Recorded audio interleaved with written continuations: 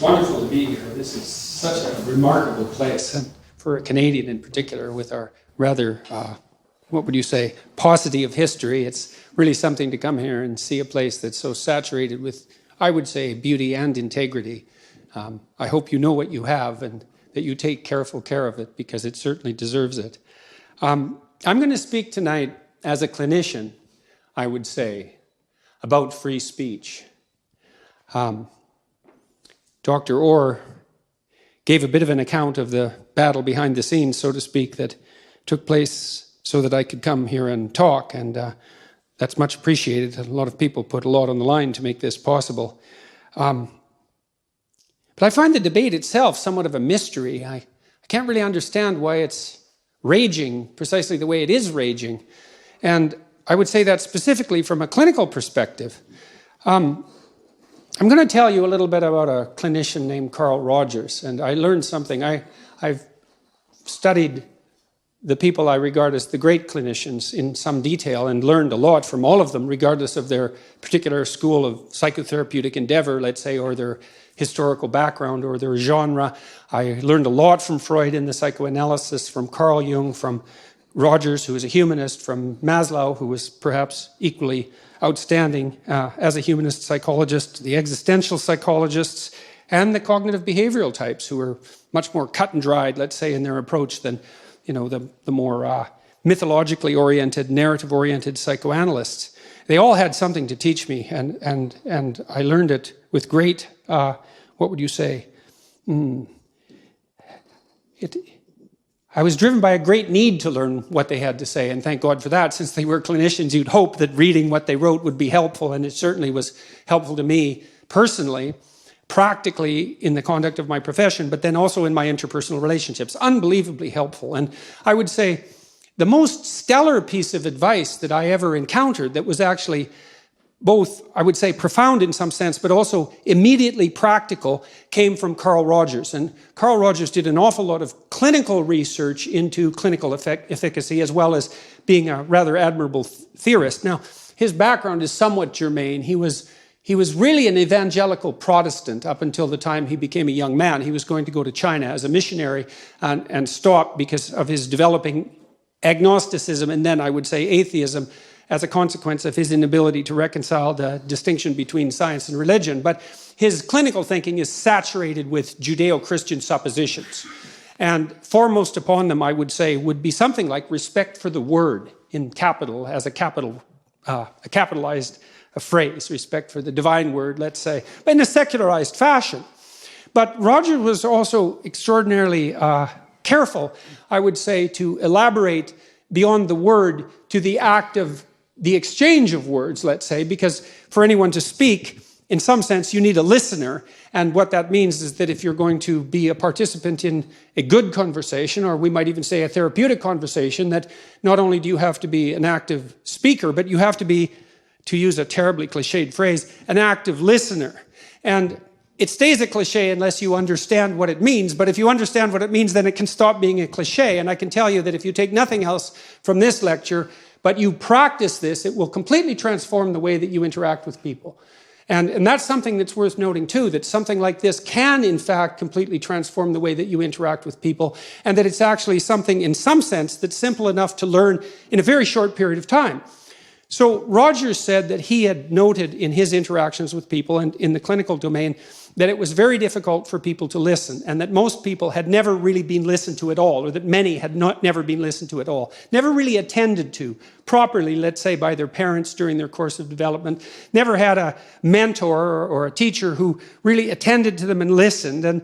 And Rogers also noted that you listening may be thinking that that's not true of you. Let's say as a person, you had people who guided you, or as a listener, you're perfectly good at it. And he would say, no, probably not. And so he posited a little experiment that you could run, and I would highly recommend that you run this experiment every time you talk to people for the rest of your life, because it really works. And it points to something deep that we'll go into after the description of the practicalities. So Rogers said, it was an axiom of his theoretical stance, let's say, and derived it in no small part from the Freudian revelations. I mean, Freud Basically, what Freud did in his clinical practice was have people come into his office, his clinic, lay down on a couch with him not visible, and talk. And the instruction was, say anything that comes to mind. Anything and everything that comes to mind. So completely untrammeled, revelatory thought. Now, Freud's observation was that if you let people do that and maintained an active listening environment, even though you were hidden, he didn't want you to be dissuaded or persuaded in your utterances by any reflection of emotion on his face, that you would just have the opportunity to wander haphazardly through your field of thought. And what Freud came to realize was that the haphazard nature of that tended to transform rather quickly into something that was much more coherent and much less contaminated with excess emotion. And so that if you just let the revelatory process of free speech occur, that in itself was therapeutic. And that was a radical claim for its time. But in some sense, it's not that radical at all, unless you think that speech is divorced entirely from thought, which it certainly is not, although thought cannot be reduced merely to speech, because there are forms of thought that are imagistic, let's say, but certainly much of what goes on in the theaters of our imagination that constitutes thought is in the form of speech. You could say, well, we think with speech, and thought is in many ways internalized speech. And so the notion that allowing yourself to notice what you actually think about things by talking about them might be good for you if thought is in some important sense linked to, well, your bodily incarnation, let's say. And if it's not, well, then what good is it? And so, technically speaking, the part of the brain that produces semantic content, the prefrontal cortex, usually in the left, but it depends to some degree on lateralization and handedness. We don't have to get into that. The prefrontal cortex grew out of the motor cortex in the course of evolutionary history. And so what happens in the theater of thought is that potential actions and perceptions are tried out for potential utility, so they're revealed in a sense, and then potentially criticized out of existence before you implement them stupidly in behavior and die. And I believe it was Alfred North Whitehead said, the purpose of thought is to let our thoughts die instead of us, which is correct, right? It's correct biologically, it's correct technically, it's correct philosophically, and it's worth thinking about. So, well, Freud let people reveal themselves to themselves. Now, later investigations, particularly by James Pennebaker, showed that the Freudian transformation, insofar as it did occur, say in relationship to trauma, was not a consequence of emotional catharsis, which was part of Freud's essential hypothesis, although he was more sophisticated than that, but actually a consequence of the cognitive reconstruction and reappraisal that occurred attendant upon speech related, let's say, to trauma, to revelatory speech related to trauma. Now, there are other ways of engaging in such things. There's the pure revelatory explication, and so one of the things you do as a clinician, you try your best, is so when someone would come and see me, well, first they were very tentative, because who the hell wants to go see a clinical psychologist, right? I mean, you only do such a thing if you're driven to desperation in some sense. You have to admit to yourself that you're no longer capable of dealing with your own affairs, or that at least something could be improved, and you have to turn to a relative outsider. So it's a somewhat humiliating initial endeavor. And I would say, if you ever know anyone who needs to be convinced to see a psychologist because things have got out of hand, one way to smooth the way forward to that is just to tell them to try it once, right? Because then it's not a long-term commitment. I would tell people when they walked in my office, well, we'll see how this goes. And I know you're uncomfortable about being here and disoriented and all that, but let's try it out for one session. And if it works, then you could have another one, and then you could decide again then. And so, it's a gentle introduction. I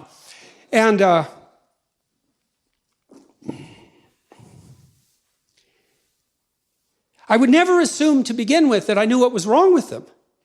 I was never striving for a diagnosis, and that was partly because I was formally trained as a cognitive behavioral psychologist. And cognitive behavioral psychologists are much more concerned with the particularities of perception and behavior than with such things as psychiatric diagnostic categories. And so it was a very strategic approach, and one that was really based on a gentle and facilitating inquisition. It's like, Well, there must be something wrong in your life, I would presume, because here you are, or you're trying to make something that isn't so good better. That's another possibility. I wouldn't presume to know what that is, because what do I know about you? Like nothing. And so a lot of the initial discussion was just, well, what's wrong? Like as far as you can tell, how would you describe in as detailed a fashion as possible what's wrong? And then if things weren't wrong, well, what might they look like? So, and that's a great thing, by the way, if you're ever arguing with someone in an intimate relationship, right? Because there's some issue on the table, and one of the things you can ask them is, well, what are your conditions for satisfaction? Like, if this was resolved to your satisfaction, what is it that I would have to offer? What is it that would have to change that I could actually practically implement right now? And one way of doing that, by the way, is sometimes the person wants you to say something, an apology maybe, and you have to agree that perhaps you should utter an apology, but you can say to them, well, what words should I couch this apology in that would be sufficient as far as you're concerned? And they're going to say, well, you have to figure that out on your own, or if you loved me, you'd know. And that's like, no, I'm stupid. And I don't know what would satisfy you, and I'm awkward at these sorts of things, and I could use a hand at practice, and so maybe if you just let me stumble through this apology in the manner that you see fit, as a genuine actor, then maybe the next time I do it, I'd be a little better at it. But don't expect satiating perfection first utterance, because you're not going to get it, because you're likely tangled up with someone who's no more sophisticated or intelligent than you are. So that's very helpful. So the clinical sessions were as free an exchange of information as I could manage. And one of the things I did notice consistently in my clinical practice was that if I really, really listened to the person, they were unbelievably interesting. And so I would say, this is rather corrosive bit of self-reflection, but if you're bored in a conversation, you're the boring person, right? Because you're not listening. Because if you were listening, that person is a strange creature, man. And if they told you what they're actually up to, first of all, it'd be a shock to them, that's for sure. But if they were telling you, you would not be bored. And so there's a high probability that you're sitting there thinking what you already know about this person, what you're assuming by the way they're dressed or the way they comport themselves or their class or their social status or their ethnicity or whatever the hell it is, stereotypes that you're using as a replacement for the genuine dialogue. And then you're also sitting there thinking about what you're going to say next when they're talking so that you can impress them and so on and so forth. And you're not doing the kind of listening that Rogers suggested at all, because you're treating the other person as an end to an a priori defined instrumental means. And that's a big mistake. And so Rogers thought you could check yourself. And here's the experiment. And this works in a lovely manner. And actually, Rogers' work has been used in conflict management, sociology and management at fairly high levels of governmental intervention, especially in times of war. Because it actually does make peace. And it's so his rule was, well, first of all, you're going to be afraid to listen. Because if you listen to someone who disagrees with you, and you really listen, they're going to tell you things that will reveal your errors and make you change. And now that might be a good thing if you know that you're so damn ignorant that a little humility is in order and that the better you could be given rise to in place of the already totalitarian certainty, that constitutes you at the moment.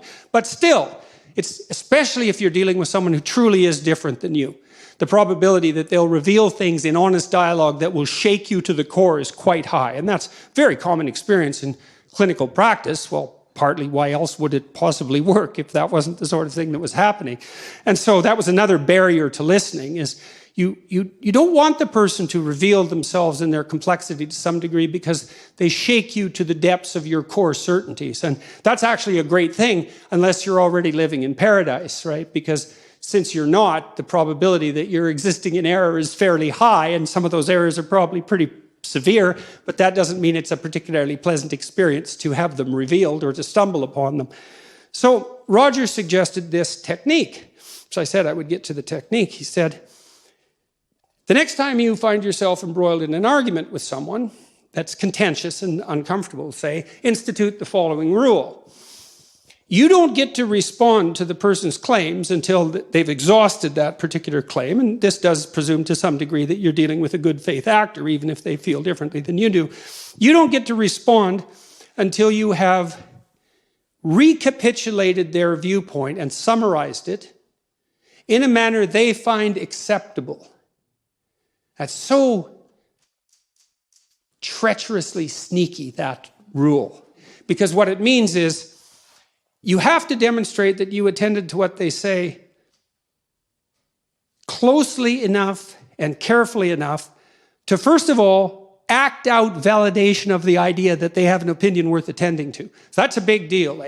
People really like being paid attention to. There is nothing people like more than that, unless they have something to hide. And even then, there's a part of them that would rather have that paid attention to than fail to pass, what would you say, to go unnoticed. Every cynic is entirely disappointed when his or her cynicism goes unchallenged, because there's a part of them, like a little unwarped part of their soul, that's still alive, thinking, oh my God, I hope someone calls me on all my foolishness and cynicism, because if they don't, that means that it's valid and generally applicable, and I'm in hell, and what good is that?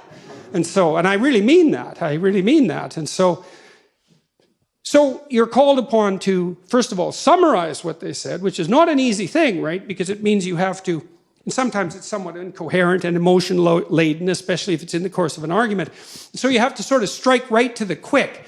It sounds to me like this is the point you were making. And then you lay out the point, and then you see they have to be happy with your summary. They have to be pleased with it, which means that you're doing exactly the opposite of straw-manning the argument, quite the contrary.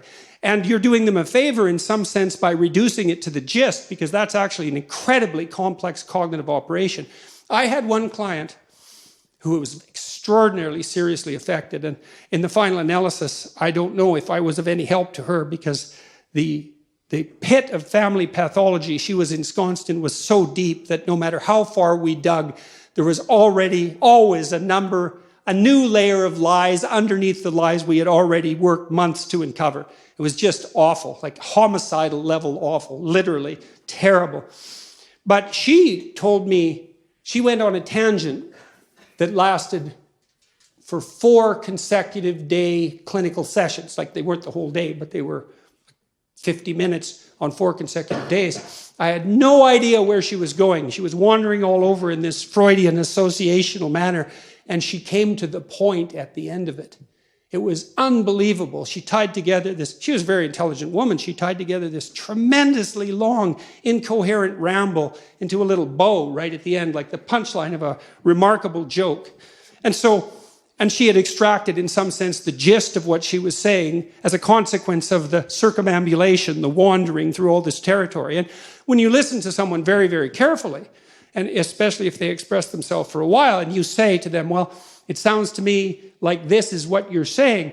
What you're doing is taking a tremendous amount of emotionally laden material, a lot of it unnecessary in the final analysis because of the ensuing synthesis, and offering them a synthesis, which is a great thing to do, especially if they're happy to accept it, because that also means that you did listen to them. So you signified that they were worth attending to, and then you listened to them enough to actually understand what they were saying, to try to understand it, and then you did understand it. And then they're way happier with you, even if you're arguing with them, because at least now they know they can rely on you to be a reliable listener, and that you're not trying to, you know how it is when you're arguing with someone, there's a part of you that really wants to win. It's like, I'm right, you're stupid and wrong. And so the best way for me to demonstrate that is to warp and bend your argument make it trivial in some way it isn't, especially if it's directed to some degree at like elucidating my character flaws and to minimize you in doing so. And if you do that, of course, well, that's not a great road to peace unless you're willing to bring a big club to the argument, and many people are. And instead of listening and trying to make peace and sort things out, they'll use all sorts of subtle forms of suppression in their ensuing dialogue just to keep everything, under the rug or in the closet. I wouldn't recommend that as a medium to long-term strategy, especially if you're trying to bring peace to a household. You have to go through this horribly painful process of listening to the people around you tell you what they think of their lives. And if you do that, then, well, maybe you can all come to a place that is characterized by something approximating genuine peace. And I would say that even psychophysiologically, I mean, when there's tension in a household and multiple, what would you say, systems of value operating simultaneously, there's a tremendous confusion about what should reign supreme, right? And you think, well, nothing has to reign supreme. We can all have our diverse opinions. No, you can't. Not if you're going to live together in harmony. There has to be some overarching structure that unites you. What else is a family if it's not an overarching structure that unites you? Now, within that, there can be tolerance and even appreciation for necessary individual differences, and obviously there should be, but that doesn't mean there's not a higher unity that the entire organization, let's say, is striving for in some manner, and not only striving for, but pining for, or even dying for. And I don't use those words lightly. Like, the absence of that incorporating higher structure is a felt sense of catastrophe on the part of the members of the family. They're always at each other's throats. They're interfering with each other's goals. They can't listen. They're in a chronic state of hyper-arousal because they don't know what to do ever. They're hopeless because no goals have been clearly defined, and we experience almost all our hope in relationship to defined goals. So this isn't some, what would you say, humanity's myth or some reality that isn't as concrete as everything that you see before you. It's quite the contrary. And as far as Rogers was concerned, well, you had to let people talk to find out what they thought, so they could find out what they thought, so they could move towards something, so they could move away from hell, because that's certainly what you see in clinical practice. I mean, people are suffering in ways you can you can probably imagine, because no doubt many of you have either been there or seen people who were there, lived with them. To move away from that's more real than anything else. If pain is more real than anything else, what's even more real than pain is whatever we have to fight off the pain. And that's free speech. It's identical with freedom of thought. It's associated with this capacity and necessity to listen deeply. They're flip sides of the same coin, to use a terrible cliche. And all the clinical data we have, including the more stringently research-oriented clinical inquiry, indicates quite clearly that the exchange of information like that, the generation of semantic and emotional information in a state of relative freedom, the revelation of those thoughts, and then the discursive analysis of those thoughts, say, and then the implementation into action and the testing of them, that is the pathway to health, insofar as that can be attained by, say, psychological or spiritual means. And so that's why free speech is not just another freedom or right among many. It's certainly not viewpoint diversity or anything like that. It's the mechanism by which we generate the conceptions that allow us to organize our experience in the world. It's that mechanism. And more than that, it's the mechanism that allows us to reformulate and criticize those conceptions when they've become outdated and sterile, to dissolve them into a chaos that we have to contend with while it's occurring, and then to reanimate them in a new form so that we can move into the future. And so if you're concerned with the oppressed, let's say, why in the world would you oppose free speech? It's the only thing the oppressed have. And if you don't understand that, I would say, well, that's either an ignorance that's so deep that you should remediate it as rapidly as possible, or a malevolence that's so appalling that you should face it even though you'll face it at your peril.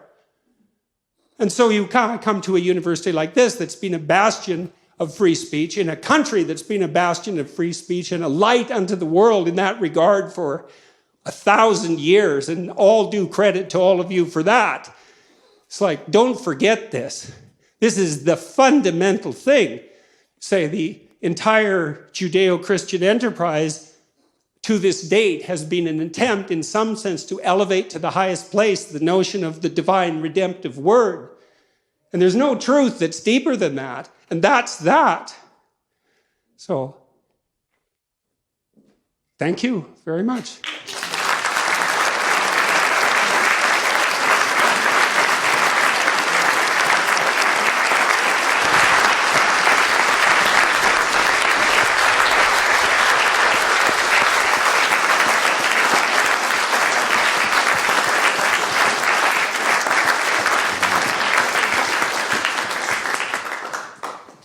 Dr. Peterson, Jordan, thank you so much for that. A lot of the way in which the debate has been conducted here in Cambridge on free speech has been rather dry, in fact. It's been heated, but quite dry, quite arid. We've been thinking a lot in philosophical terms and been talking a lot about Milton and Mill. But what you've done for us tonight is show us the existential power of being able to speak freely. That if we care about well-being, we care about psychological flourishing, and we care about what Aristotle called eudaimonia, happiness, well-being, flourishing, then we should prize truth and the free pursuit of truth above all else. Now, the time has come for discussion, for Q&A. This is what we like to do here. In fact, this is what it's all about. So if anyone would like to kick off, Vincent here is going to traffic the microphone around. If I could just ask you to speak into the microphone just for recording purposes and for amplification purposes. Vincent, you can't miss him. He's in a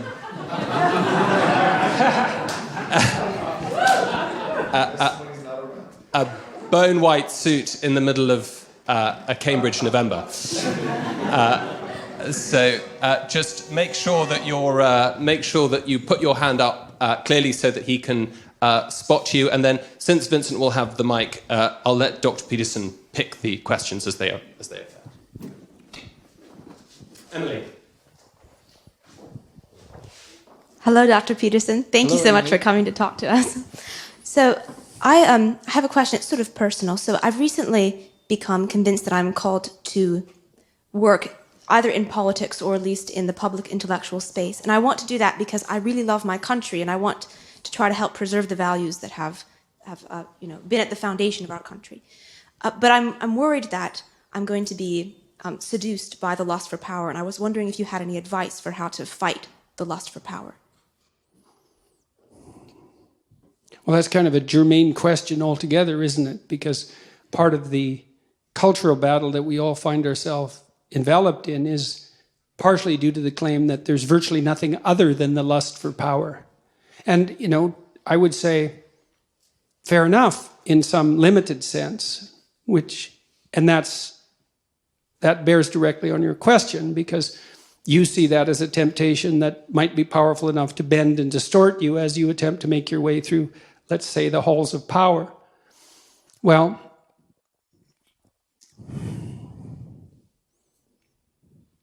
I heard recently from a reliable source that Putin's conversion to Orthodox Christianity might be genuine. And then you might think, well, if you're atheistic, well, that's not necessarily a good thing, or maybe you think it's a bad thing, or maybe you think it's an irrelevant issue, and you may also think it's a lie. But I would say that I would be more inclined to trust someone who thinks there's something higher than himself. And then you might say, well, what is it that's higher than ourselves? And that's worth thinking about. And we all need to think about this, regardless of the particulars of our religious belief. And I would say, again, from a clinical perspective, service to others is really something. People who are depressed tend to use the pronouns I and me much more frequently than people who aren't depressed. And I'm not saying that people get depressed because they're selfish. I'm not saying that at all. I'm saying that one of the routes out of depression appears to be an increase in service to other people. And I think the reason for that is because we aren't power-mad demons at the core, even though we may be tempted by such things, and that we find the genuine meaning that offsets genuine suffering in the genuine service to others. And I think it's a big mistake to be cynical, especially prematurely, about such things as political activity, because they're necessary, despite, let's say, their adversarial and party-centered nature, partisan nature. You have to be clear about what you serve and why. And that has to be held higher always than mere victory, mere operationalized victory or instrumental victory. And it's a very, very difficult thing to negotiate, particularly because in the political realm, in some sense, you have to defeat your enemy, right? Because you have to win the election and the other people have to lose. It's a binary choice. But so often I see in partisan discussion the proclivity to assume that all the ill will and malevolence resides on the other side of the chamber. And that's a big mistake. And you can think about that more deeply too, is that we all need a place to place the existence of malevolence. Right? Because malevolence clearly exists, and we all suffer from the weight of malevolent history, right? Because even the grounds we walk on here, which this is a remarkable and wonderful place, I mean, English soil is soaked with blood, just like the soil of every place in the world. That's part of the human heritage, and all of us bear the marks of that conflict in some sense in our souls, partly because of the possibility for us to engage in that, but also partly because part of the reason we're here in all this privilege is because of all that catastrophe. Well, the best way to localize that malevolence is inside you, right? And to remember that the enemy that you're fighting with, the greatest enemy that you ever fight with, is in your own heart.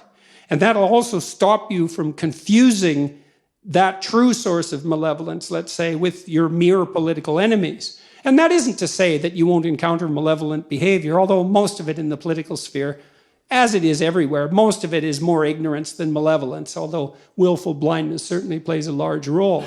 And so you need to know what it is that you're serving. And I would say one of the ways to do that practically, or a couple of ways to do that practically, is you need a good team around you, the people you really trust, and who can watch you, and who do it with a certain degree of impartiality, and who are disagreeable enough to talk to you when you do something wrong.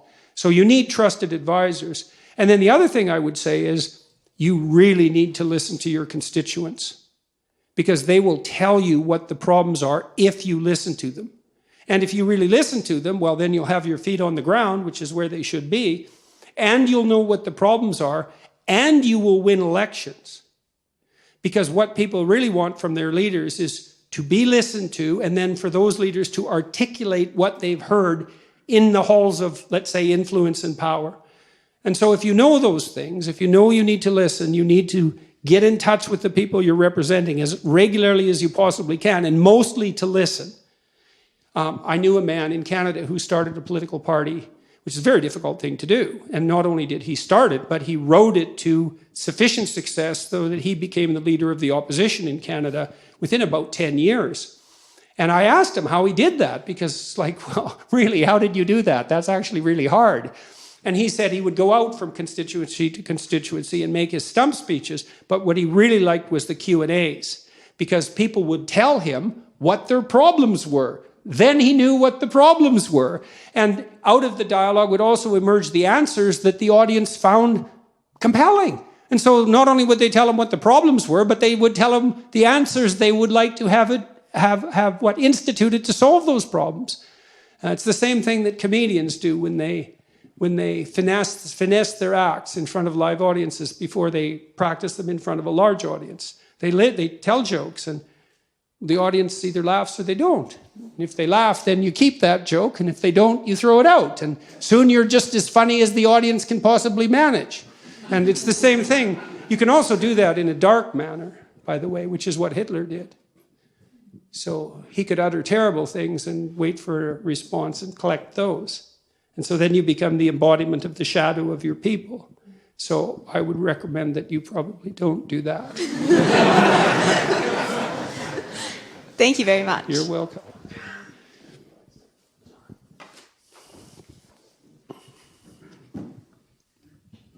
Thank you, Dr. Peterson. My question is, what does this listening posture look like over time?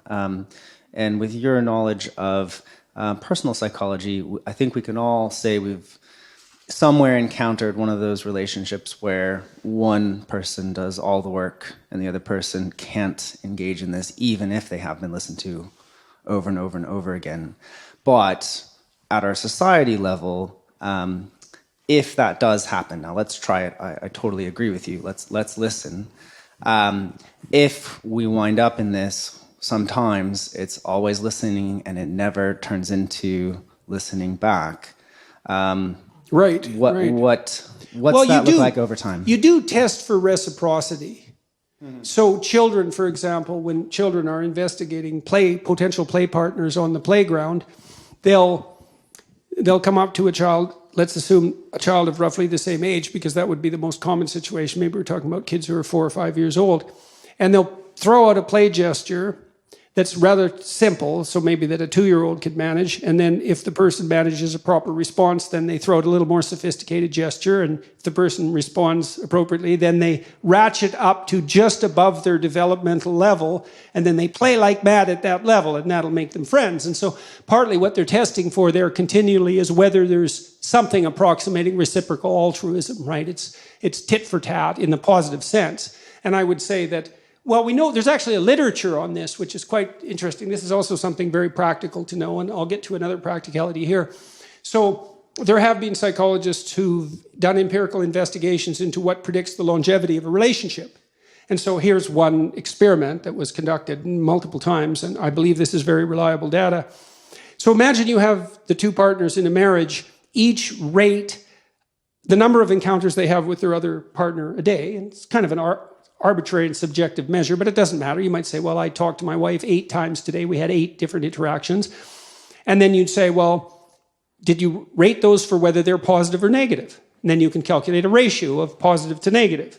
And then you can use the ratio to predict the longevity of the relationship. And the data show that if the relationship interactions fall below 5 positive to 1 negative, then the relationship deteriorates and is generally doomed. And so 5 to 1, that's a preponderance of positive interactions, but we're wired so that negative interactions hurt us more than positive interactions help us if they are of the same magnitude. So, for example, people will work harder to avoid a loss of $5 than they will to attain a gain of $5.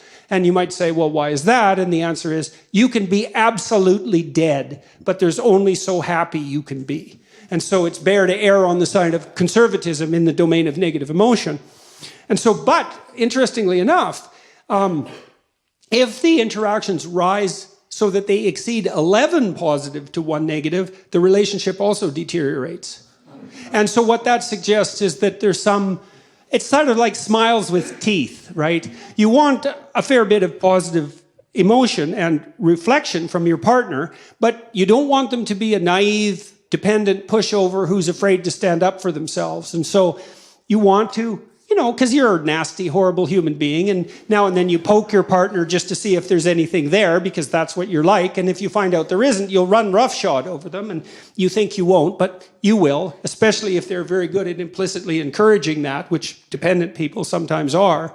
So you do assess for reciprocity, and the basic rule is you want approximately equal reciprocity in relationships that you want to maintain. Now, maybe, you have enough additional resource to be the giver more often than the receiver in some relationships, but I don't even think that really works that well with children. You obviously have to take care of them, but it's not like they don't deliver the goods to you if you have a good relationship with them. And you want to some degree, to enforce that reciprocity. Now, you might say, well, what happens in relationships where that's impossible? And, well, I give you a practical piece of a suggestion on that front. And this is another thing you can do in your own household. This is so useful, man. If you get good at doing this, your life will get so much better. You can't believe it. Is watch the people around you, and whenever they do anything that you would like to see repeated on a regular basis, tell them exactly what they did in detail, with, be positive about it, obviously, and just indicate that you noticed. And because I saw this when I was grading student essays, and so I taught this seminar for a long time, and I was trying to teach kids how to write. They were in their 4th year of university in the honors psych program. You'd think they'd bloody well already know how to write, but they didn't. And so I'd have them write a 4-page essay on a given topic, and then they had to rewrite that to a 6-page essay, and then they had to rewrite that to an 8-page essay. And the first essay I graded, it was only 5% of their grade, and I told them, I'm going to cut you into ribbons, but it doesn't matter because it's 5% of your grade, and so they could tolerate that. And generally, by the 3rd essay, they had written the best thing they'd ever written in their life, and they learned so fast it was unbelievable. But one of the things I noticed was that they did a little testing with the first essay. They'd hand in something. It was just like, God, formulaic, boring. They weren't in it at all, you know. There was nothing of the person in there. There was no thought. There was just the kind of psychobabble that they'd learned, especially if they were in faculties of education. And it was dry and dull, and everything about it was wrong. And so those are hard to grade, right? It's like, what's wrong with my essay? Well, the words aren't right. The phrases, they're not so good. They're not organized well into sentences. The sentences aren't sequenced well in the paragraphs. The paragraphs don't make a coherent argument, and the entire thing is empty. But other than that, no problem. It was often easier just to rewrite those essays than to grade them. No, so in any case, though, one of the things I did learn was that even in an essay like that, there is usually like one sentence or two sentences buried on like page 3 that was an actual thought and reasonably clearly stated and somewhat gripping, you know? It was like the person popped out from all the background rubbish and said, well, what about this? And if you saw that and checked it and said, hey, you hit the mark right there, the next essay would be like 2/3 that. And that was really fun to see. And then maybe by the third essay, maybe it was all like that. And then they were really thrilled. It's like, wow, I wrote this, you know, and it was sort of the culmination. Well, it was a 4th-year seminar. It was the culmination of their career as a psychology undergraduate. So that was great fun. But you can do that in your own household. If the envious part of you isn't jealous of the revelation of the goodness of the person. And so here's the opposite tack, if you want to do this. So imagine that you're a man who's managed to attract a mate, and he believes he's punched above his weight. So this woman is more attractive, let's say, more vivacious, more desirable than he deserves. So that's going to grate on his soul a fair bit, right? Partly because her shining casts a dim light on his lack of utility, let's say. And so you can imagine someone like that being prone to jealousy for obvious reasons.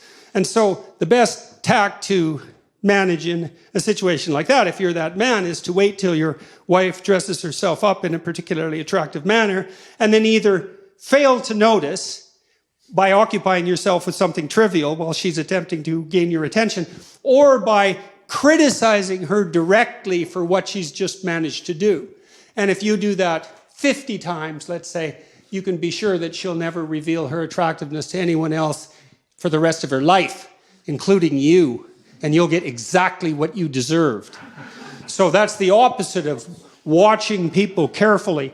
Now, I learned this in part from Skinner, B.F. Skinner, the famous animal behaviorist, because he used all sorts of reinforcement contingencies to shape animal behavior. And Skinner was unbelievably good at this. He trained pigeons in World War II to guide missiles by pecking at photographs. So they could map the photographs onto the missile trajectory, viewing the territory underneath, and peck accurately enough to guide the missile to its destination. That was discontinued as the technology for guided missiles developed, but Skinner could do that. And, you know, we think pigeons, well, they're not that bright. It's like, they're smarter than you think, pigeons. That's why they can live in cities. That's not easy for a bird to pull off, you know. It's not their natural habitat. And so, but Skinner, although he would use punishment, technically speaking, which is the application of a certain amount of pain, or threat, which is the use of anxiety, but what he believed was most effective was reward. But it required a tremendous amount of attention.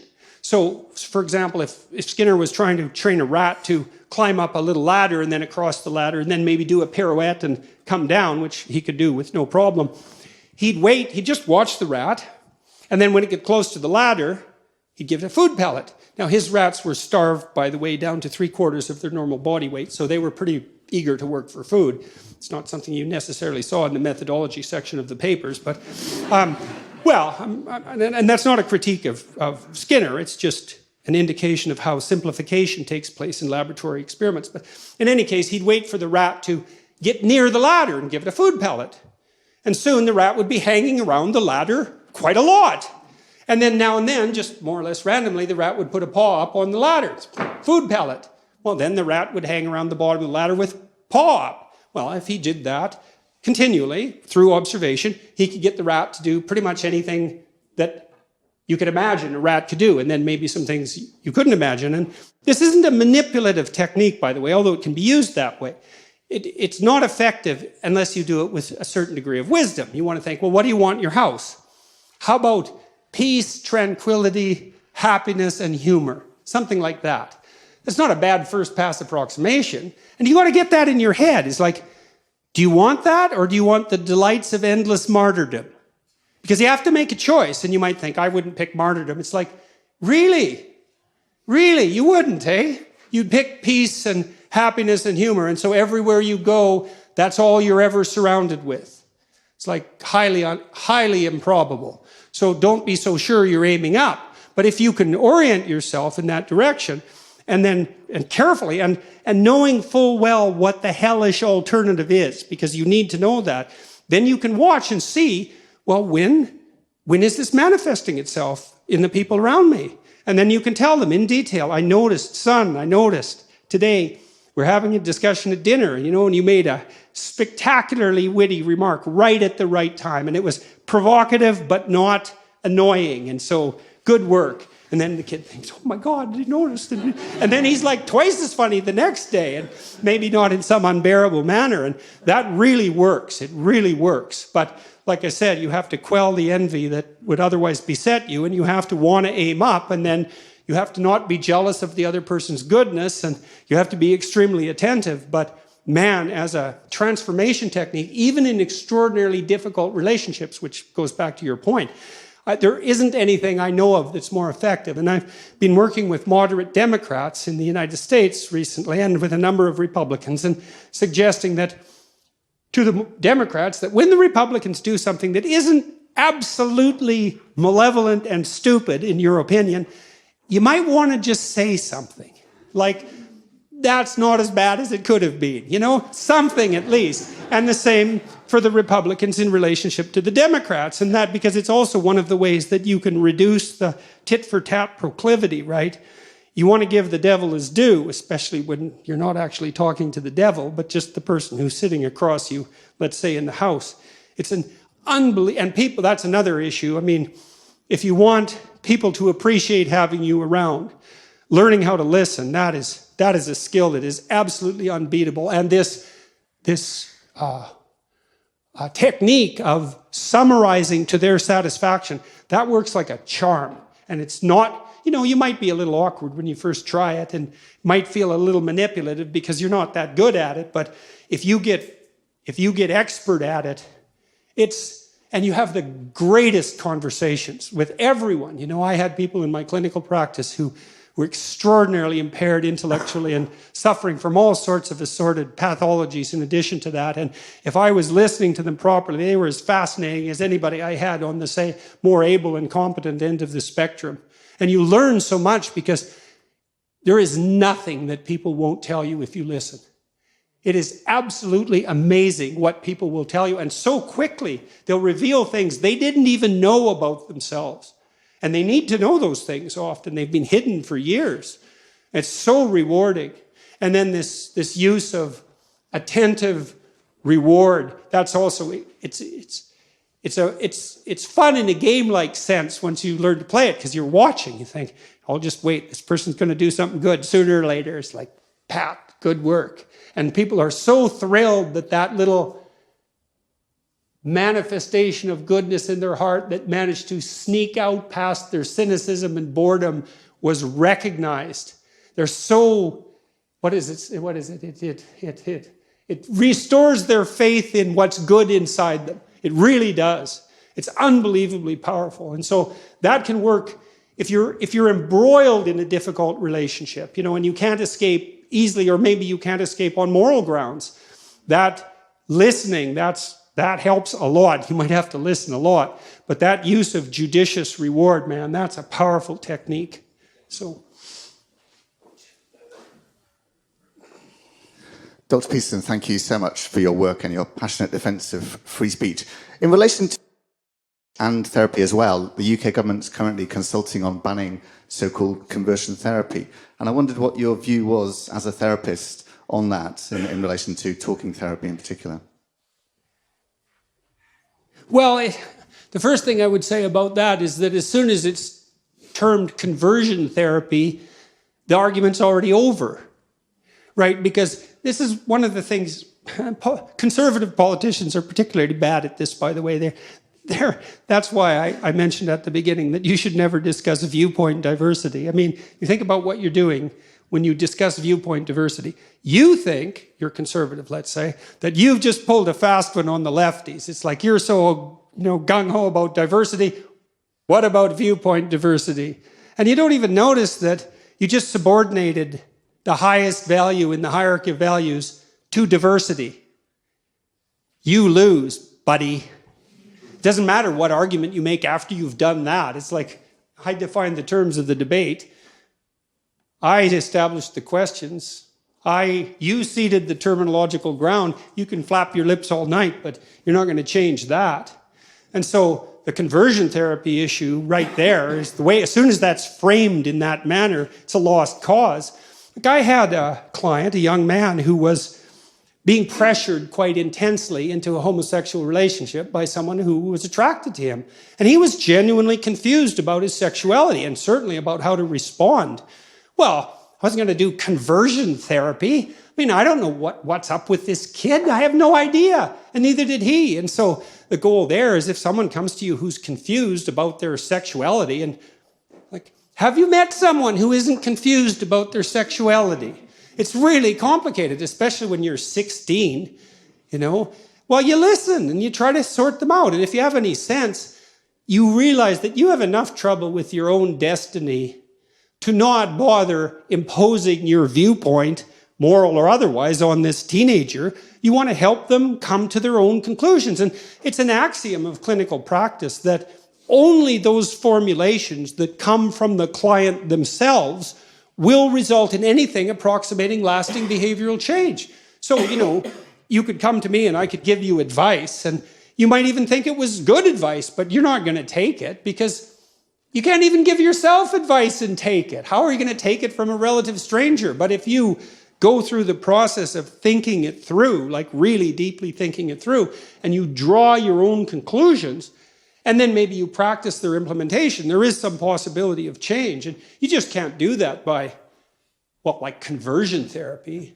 So, and it's partly because there is enough temperamental variability in people that you don't know what the right answer is for the person who comes to see you, no more than you know what the right answer is for your children or for your mate. And hopefully what you do is, in this process of dialogical relationship and mutual revelation, the person's pathway becomes clearer. And I do believe that the goodwill exchange of thought does, in fact, constitutes that process.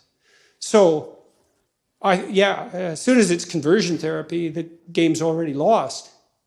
But there's a fair bit of fluidity in human sexuality.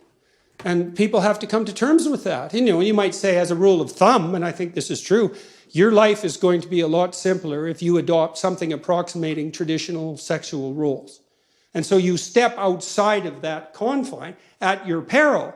But it might also be your necessity. Who's to say? So, and you help the person, in humility, you help the person discover that for themselves. And so I think the talk of conversion therapy, if someone's saying, I'll cure you of your homosexuality, it's like, it's not a disease, first of all, and so it doesn't need a cure, and probably you can't do that anyways, and it's not the proper way to advertise clinical services, let's say, because that isn't really how a clinical relationship works. So the argument, in some sense, is beside the point as far as I'm concerned. So. Thank you so much for such an amazing talk, and the definition you gave of freedom of speech, I think, is not heard enough. Something I would like you to perhaps talk about is many people talk about the failure of the university as the failure of the marketplace.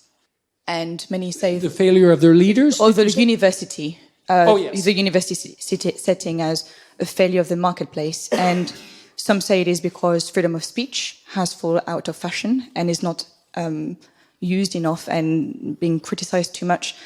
My question is, do you think the marketplace of idea, if you believe in such a thing, can be fixed by putting at more upfront what you've been redefining as freedom of speech? Or is there something in the marketplace of ideas that is broken, and perhaps we should fight specifically some ideas all the time, and it's not good enough to have them on the marketplace of ideas that are very evil and bad themselves? Is there Well, it might not be good enough, but it's the best we have. That's the thing, and it's also the case that substitutions tend to make things worse. We don't have anything, well, what do we have except for the free expression of ideas? We have tyranny and conflict, because the alternative to politics is war. It's not peace, that's for sure. Peace, that's hard, man. That's a hard thing to attain.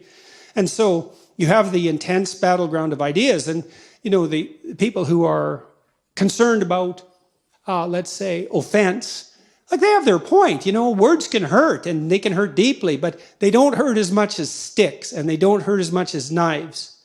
So it's a little bit of what ails you, you might say, to stave off something far worse. And that doesn't mean that the intensity of discussion, you can have discussions that are incredibly upsetting. But the question is, well, what do you have when you don't have them? And if you think that what you have by not having those discussions is peace, then you're either naive, willfully blind, or malevolent. Those are the options. So, I've seen in my clinical practice, one thing I got deeply convinced of, and it wasn't something I wanted to be convinced of, I would say, is I never saw anyone in my clinical practice ever get away with anything. Not even once. So they'd come because they were miserable for one reason or another, and sometimes deeply miserable, and we would trace back the genesis of the misery. There was almost always an act of deception at its root, either their own deception of themselves or some other person who putatively loved them, deceiving them. And so it was unbelievably painful to walk through that in this free speech sort of manner. But the alternative, which was living with the insane tension that accompanies the unrevealed truth, let's say, in the bosom of a dysfunctional family, like, as terrible as it is, wading through the monstrosities, living with them endlessly as they grow, that is no solution. And so we don't want to be Pollyanna about this. Like, there's nothing. Free speech does not lack savagery. But compared to the alternative, it's infinitely better. And it's the only valid pathway to peace, except maybe the peace of the grave. If you and I disagree and I kill you, well, that's the end of that argument. But it's not so good for you. And it's really not the end of the argument anyways, because the probability that you are revealing in your opposition to my thought something that will then reveal itself within me in opposition to my thought is almost certain. And so we have to hash through the ideas to make peace. And, the idea, if free speech, you say free speech has fallen out of fashion, it's like, was thought fallen out of fashion? Because they're the same thing. Like, most people, I would say 95%, 6% of people buy books. Okay, how many people engage in internal dialogical critical self-evaluation? 10%, maybe? It takes a lot of training. You think what you have to do. A thought has to reveal itself to you in the theater of your imagination. And so that happens to everyone to a lesser or greater degree. Some people have a thought a month, and some people are just flooded with them constantly.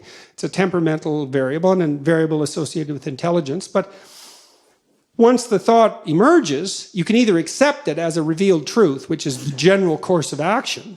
A thought occurs to you, and because you're a naive thinker, you just think, well, that's how it is.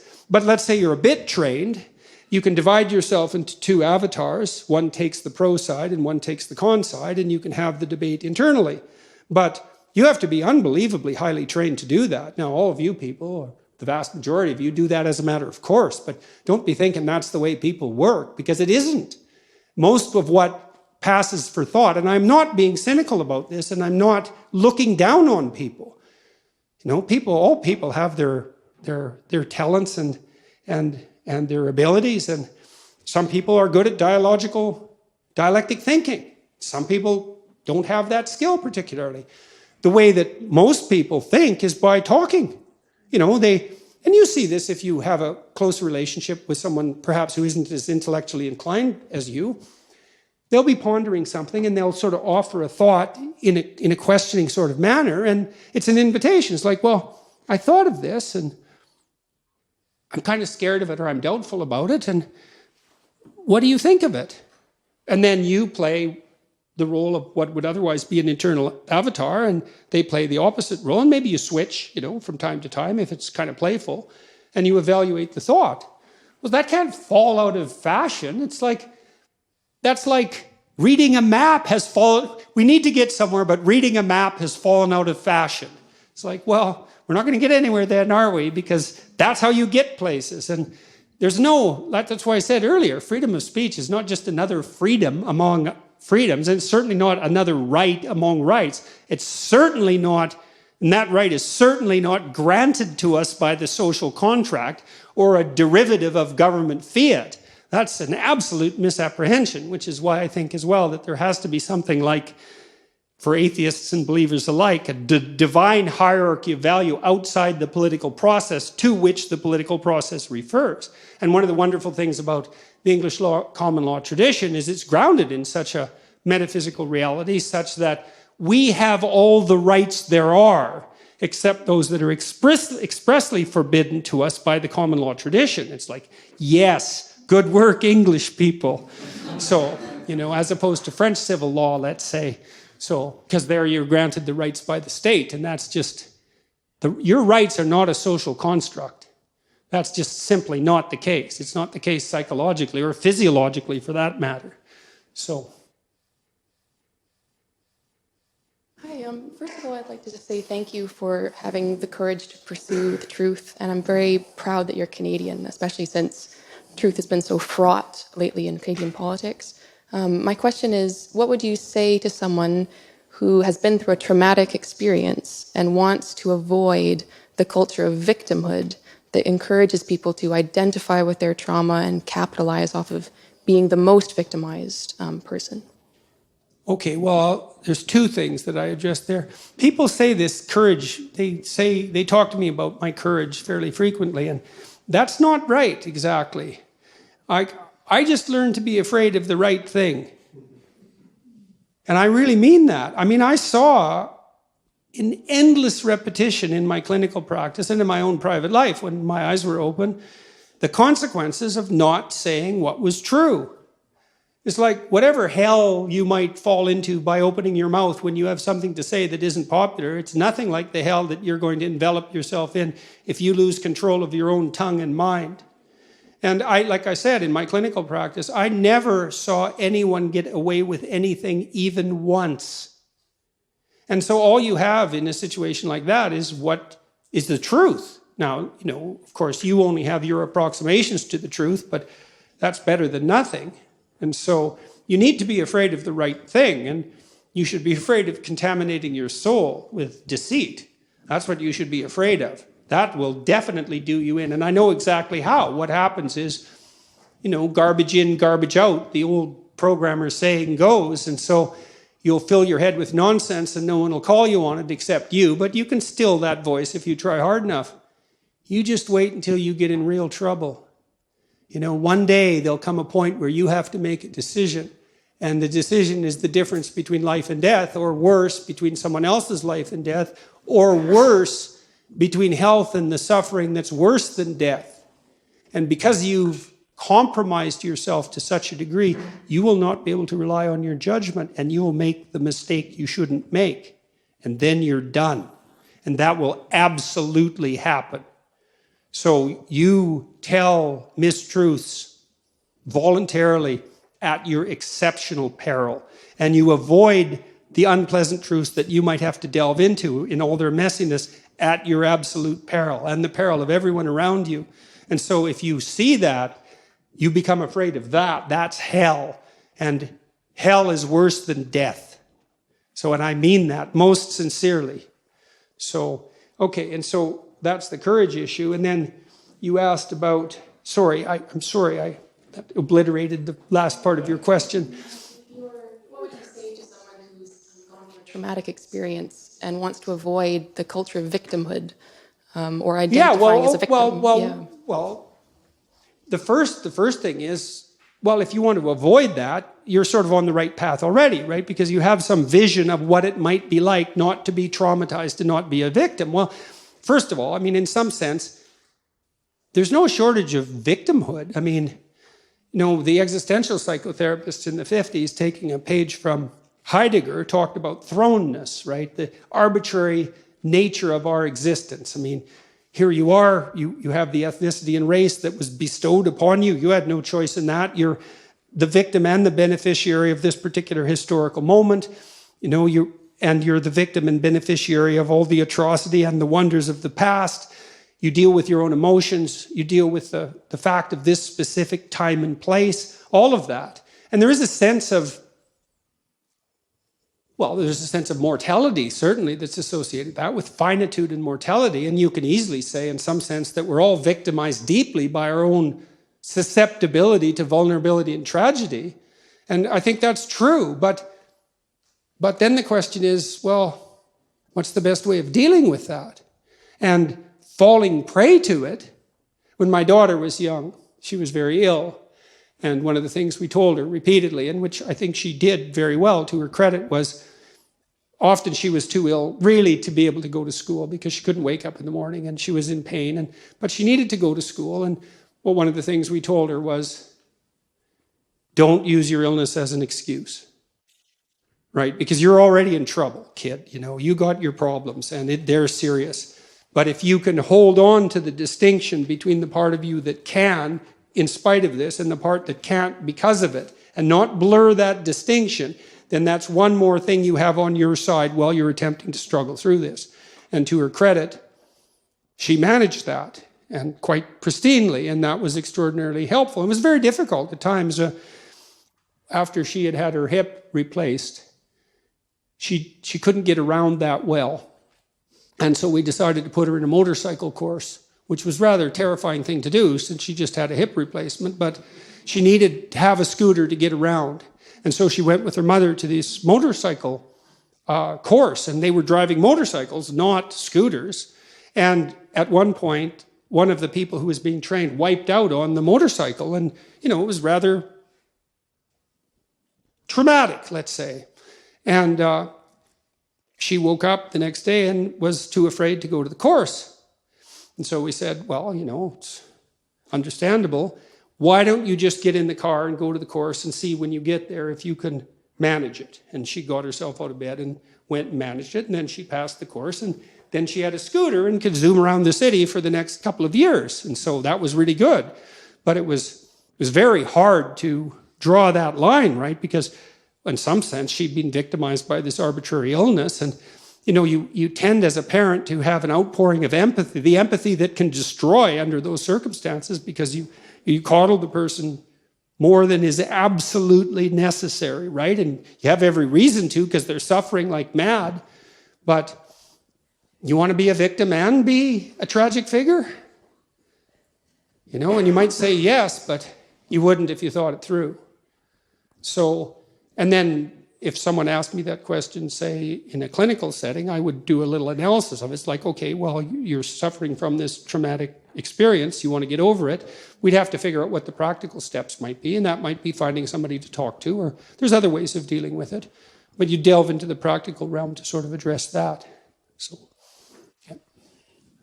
Oh. Thank you so much for your talk. On a couple of occasions, you mentioned Judeo-Christian values during the talk, and in the recent question, you talked of the English common law, which sort of alludes to the divine. 1 in every 6 people in the world live in India today. India has a democratic, secular constitution, and yet the culture is Vedic, and caste is central to society. How would you speak about the freedom of speech into a culture that has that in its faith and beliefs, and at the same time, in certain fringes of the political movement certain radical ideological movements, there's a belief that these freedoms are a Western import. So how would you healthily speak into that culture about upholding the freedoms? Well, the first thing I would want to do if I was doing that, practically speaking, is I would like to talk to as many people who hold those particular views as I possibly could to find out why they think the way they think. You know, when they say that it's a Western import, well, what do they mean? Because in some sense, it is a Western import. I mean, India has a body of laws that at least in part is derived from the English common law tradition. And so it was imposed upon or introduced into that culture. Now, it took to a large degree. And I don't believe that you can import a propositional structure without the underlying imagistic ethos and behavioral proclivity. It just won't work, right? Because the infrastructure, so to speak, isn't there.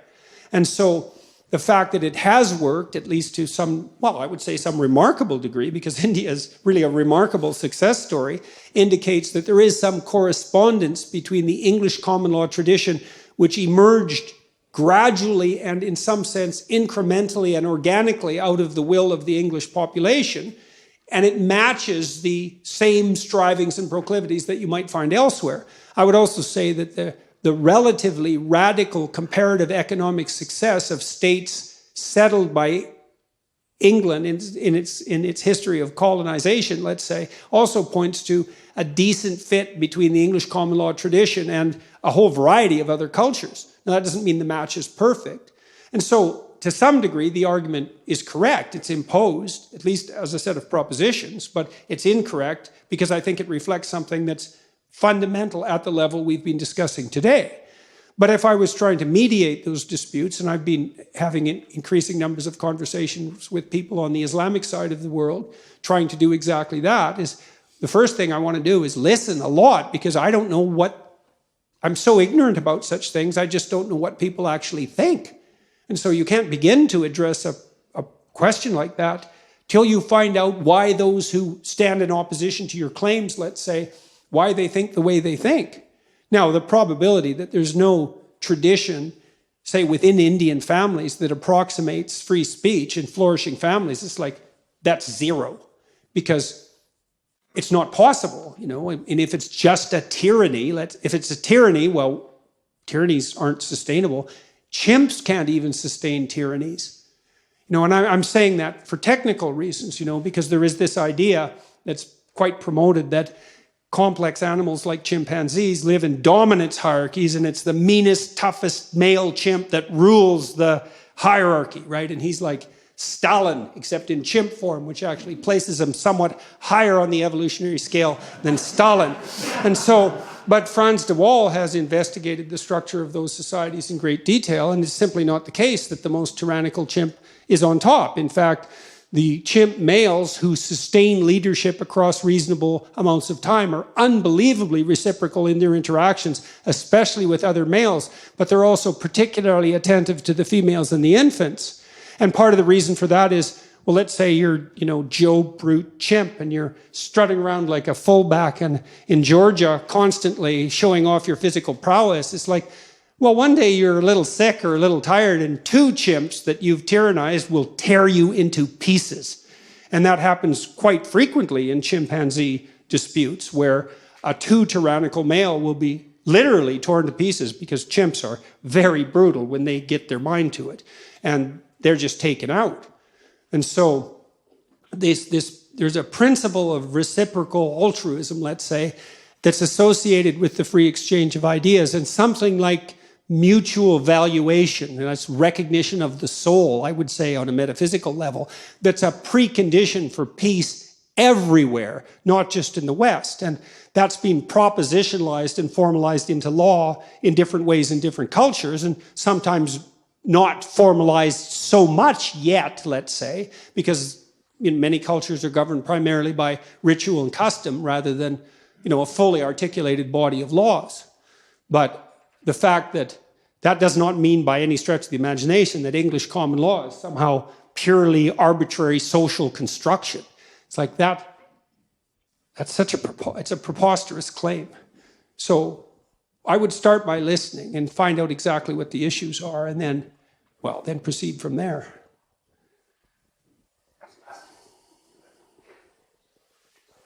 Thank you so much, Dr. Peterson, for what you've given us this evening. You've spoken now in a very complimentary way about English common law, and I'm very pleased to hear it. But freedom of speech is something novel, largely, in our civilization. You just have to think about how dissenters and Catholics were treated in this country not too long ago. You couldn't go to this institution if you were not a communicant of the Anglican Church. I'm not an Anglican, but I sympathize with them, because if you've got something good, you want coercive and directive measures to protect that thing. And in fact, you might be committing a very serious injustice if you don't put the context and structure in place to prevent people who want to repudiate that good thing from invading and corrupting what has taken so long to put together. Spoken like a true conservative. and that's not ironic or denigrating. I mean, yes, absolutely. So how do you reconcile that? Well, there is no permanent reconciliation of that conundrum, right? Because, and I've traced the development of that paradox back, as far as I'm concerned, back into Mesopotamia, passed through Egypt. The Egyptians had two primary fundamental male gods, and one of them was Osiris. And Osiris was the founder of the Egyptian state, mythologically speaking, kind of like George Washington, but he was also the spirit of stone. And so he was the representation of conservative order. That's a good way of thinking about it. But the Egyptians portrayed him as old and willfully blind, specifically willfully blind, which is extremely interesting, and subject as a consequence of his willful blindness to the evil machinations of Set. And the sun sets, and so that's how you know the Egyptians thought about the sun and Set. And so Set was the evil uncle, essentially, and he cuts Osiris up into his pieces, which were also, by the way, the provinces of the Egyptian state, and sentences him to the underworld, and then rules in his stead. That's the danger of an unthinking conservatism, because all our cognitive and social structures deteriorate with the passage of time, because time changes all things. And so we're always fighting to maintain what we have, and that includes our categories of perception themselves in the face of a continual onslaught of novelty at virtually every level of analysis. While the second god of the Egyptians, this is a very cursory overview, obviously, was Horus. And Horus was he was the rightful son of the true king, raised outside Egypt, and alienated in some sense from the tradition that gave rise to him. But he was simultaneously the falcon and the Egyptian eye, that famous Egyptian eye, that open eye. So he was the god of attention. And his mother is Isis, and she's the chaos that arises when order disintegrates, gives rise to the hero. Horus goes to the underworld to rescue his father. And the Egyptians conceptualized the soul of the pharaoh, so that would be the proper source of sovereignty itself, as the union of Osiris and Horus, the living union of Osiris and Horus. So they would celebrate the pharaoh like you do when a new king is crowned in the aftermath of the death of a reigning monarch. The king is dead, long live the king, right? The kingship passes, and that's Osiris. The tradition passes, but the tradition has to be living. It has to be allied with attention. And the Mesopotamians put a modification on that, which was also magic speech. So tradition always has to be allied with attention. And it's like, this is true if you own a house, especially if it's an older house. Well, the four walls are there and they're necessary, and you want to protect and preserve them, but you have to maintain them. And sometimes you have to replace them. And how do you tell? And the answer is with a careful and judicious eye. with some humility and gratitude for what you already have, but with some understanding that in the face of continual transformation, some change is necessary. And then you might ask, well, how do you decide when change is necessary? And the answer is by engaging in political dialogue mediated by free speech. That is literally, because this is an insoluble problem. The conservatives are not correct, but neither are the progressives. It takes a dialogue between them to specify the target, and it's partly because the environment itself shifts and changes literally unpredictably. And so all we have is, well, consciousness itself is the mechanism that mediates between order and chaos. And political dialogue, when it's done in goodwill, is the manifestation of consciousness in the repair of mechanisms that need to be sustained and transformed.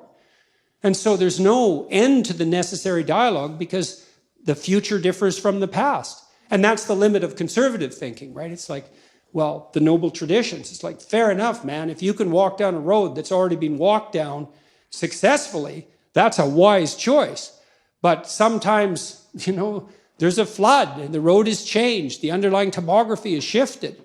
And then you wander blindly into a cliff or into a pit.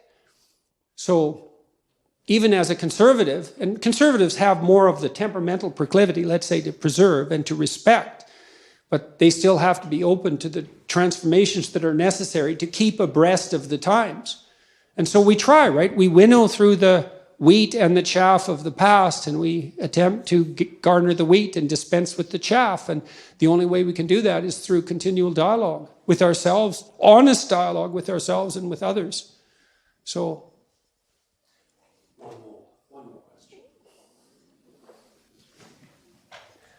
you speak about the concept of the soul. Do you associate this with any psychological constructs? Not any psychological constructs that are more valid than the notion of the soul. There's, I would say, what we mean by soul is something like animating spirit. And you might say, well, what's a spirit? And, well, that's actually rather easy to answer. So when a child of 4 is playing house, let's say when a child of 4 is playing house, she acts out the role of the mother. But acting out, that's a strange thing, right? Because she doesn't literally duplicate in her actions or her perceptions in the game what she observed her mother literally doing. So, for example, she didn't go into her mother's bedroom when her mother awoke and watched her turn her head in a particular way to awaken and count the number of blinks so that she could mimic that in her play. And, you think that's absurd, but it's not absurd if it's just mimicry. It's not. It's unbelievably sophisticated. So what the girl does is she watches her mother manifest maternal behavior across a vast array of instances, and she integrates that with the image of the mother she's received from all the books she's been read and all the little movies she's watched, the Disney movies and so forth, and she abstracts out the animating principle of the maternal, and then she embodies that in play, and usually with a little boy, and that's practice for what's going to come later. It's unbelievably sophisticated, and she's embodying a spirit, and the spirit there is the abstraction of the central animating principle from multiple embodiments of its manifestation.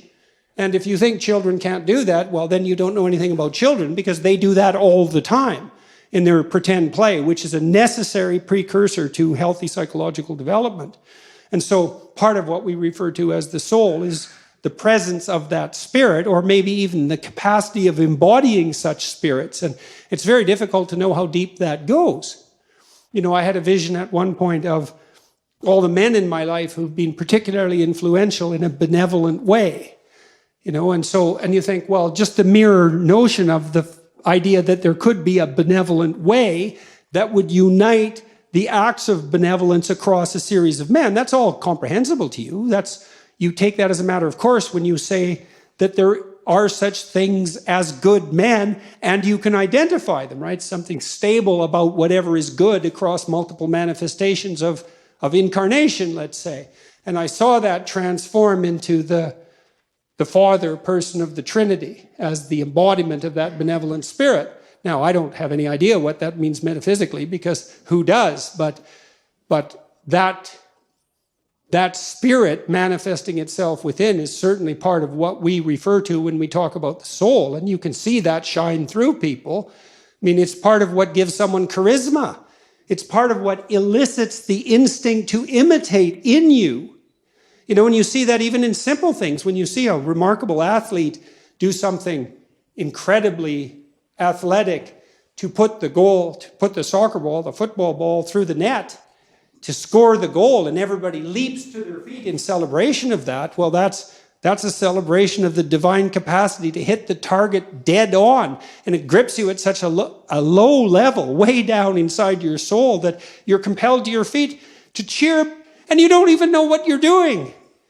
But you enjoy it, that's for sure. And that enjoyment is also a sign of the depth and utility of that response. You see this in all the things that people do that are, so-called popular entertainment. It's unbelievably sophisticated.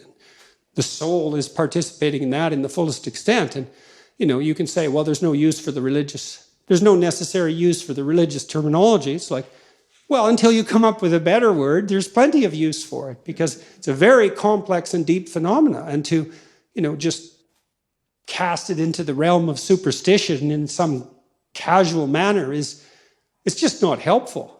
Not in any possible. It's not helpful scientifically. It's not helpful ethically. It's not helpful existentially. Try treating someone for a while as if they don't have a soul. Just really, I mean it. Just, treat them like a deterministic machine, if that's your belief. Really act it out. You'll be like the most hated person in town in about 15 minutes. Well, I mean, what do you make of practical evidence like that? I mean, you interact with people as if they're free souls capable of choosing between good and evil. That's what you do all the time. And maybe you can addle yourself out of that by some ridiculous rationalist ideology, but that just means you're kind of a gabbling fool, and it's just going to make you trip over things you don't even notice in all of your social interactions. And you tell me, I don't care how you think philosophically or ideologically, you bloody well know that what I just said is true. So, and that's true even when you're interacting with an infant or a small child. It's true when you're dealing with someone who's elderly and virtually incapacitated in every way. You still see that divine spark, for lack of a better term, and we do lack a better term, by the way. You see that everywhere if your eyes are open and if you're willing to see it, and to the degree that you're responsive to that, then your actions are guided by love and your words are guided by truth. Thank you very much.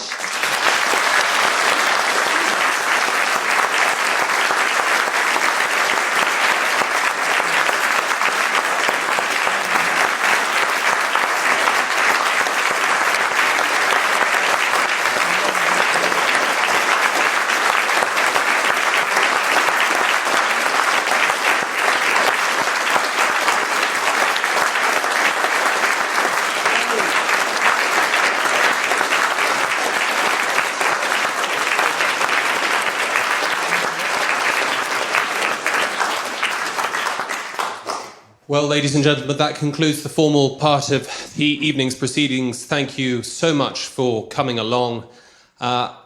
It would have been so easy for our speaker tonight never to set foot in this university ever again. It would have been the easiest thing in the world for him to go to any of the other hundreds of universities that would have rolled out the red carpet and had him back after his marathon bout with all sorts of difficulties over the last 2 or 3 years. And I think it's a testament to the caliber of his character, his generosity, and above all, his graciousness, that he was willing not only to come here and speak to us this evening, but to spend the best part of 2 weeks with us, opening up all his views to scrutiny, to criticism, to debate. Arif and I have been going at him pretty much all morning, and he's got more of that to come. And this is just a slice of some of the engagements that he's going to be undertaking here. And I think it's quite remarkable that he's got that kind of resilience, stamina, that raw authenticity that has moved and changed the lives of so many. So it's been a great privilege for me to be part of this, and I hope that the same is true for you. Thank you all so much for coming. I believe that Colin Hewlett here will be taking photos with Jordan, as he may be tempted to come out, so you won't have to fumble awkwardly with your iPhones, and I'm sure he'll be around for a few minutes just to speak. If you would be cognizant of his time, but I'm sure he'd like to say hello to as many of you as possible if the last few days walking around the streets of Cambridge are anything to go by. Thank you all so much.